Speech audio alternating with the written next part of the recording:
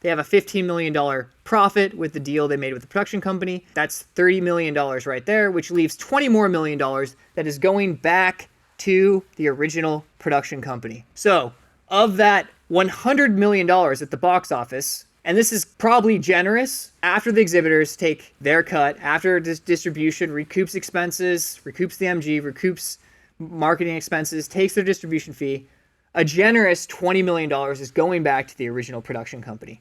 That is the $20 million that's going back to the 50% revenue shareholders with the investors and the 50% revenue shareholders with the filmmakers, creators, etc. Now we are back to investors and production company. Much less than the $100 million box office. And again, this is generous. So right now, production company got the $5 million MG, which was really awesome. They basically licensed or sold the film at a film festival, advanced for $5 million.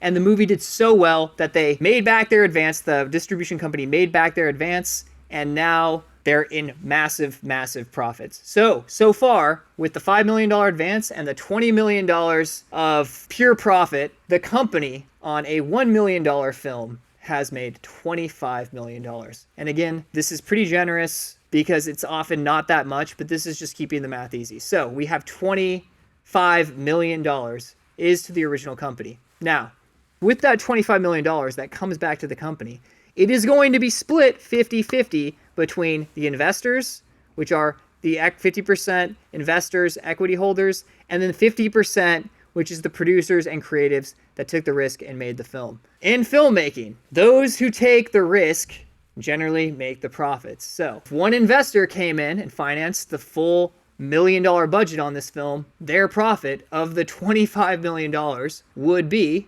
$12.5 million to one person. If there are multiple investors, you split that up on a pro rata pari passu basis. Gotta love that one. Very, very elegant, very film finance. They split that up per the amount invested, and then the additional, which is the other half, 50% of that, the other 12.5 million, is split up between typically producers, writer, director, and the company, which is the production company that made the movie, often will hold the majority of the points, and that money will often go back into production on their next film. That is how film financing works. Obviously, it's in the production company's best interest to get the biggest minimum guarantee they can get when they sell the film for multiple reasons. One, you can't control what happens in film. You can't control if a film hits the zeitgeist like Obsession. So it's in your best interest to get as much money up front as you possibly can. Also, this is very big. The more a company, a distributor, the more that company invests up front, the more they're going to invest in making sure that the world sees the movie. So you want that number to be as big as possible. If you can get that 5 million, minimum guarantee up to 10 million, great. If you can get up to 15 million like Obsession, great, even though Obsession was worth way more than that. If you can get up to 20 or 25 million,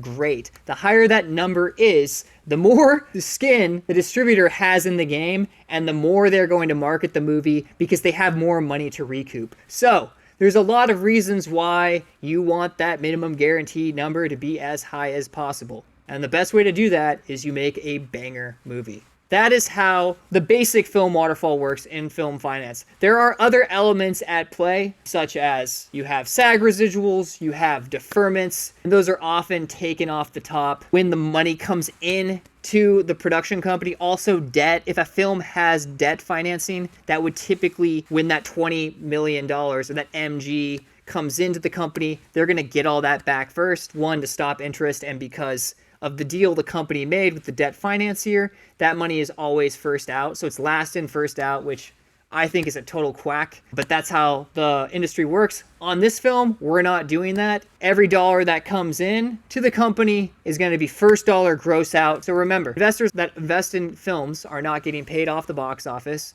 They're generally not getting paid from the distributor. They're getting paid from the first money. If the producers are honest, they're getting paid from the first money that comes in to the production company. That is a general overview of how films are financed. There are obviously many other caveats, and there are many other places in the waterfall where SAG residuals, deferments, and a lot of other complications get debited out.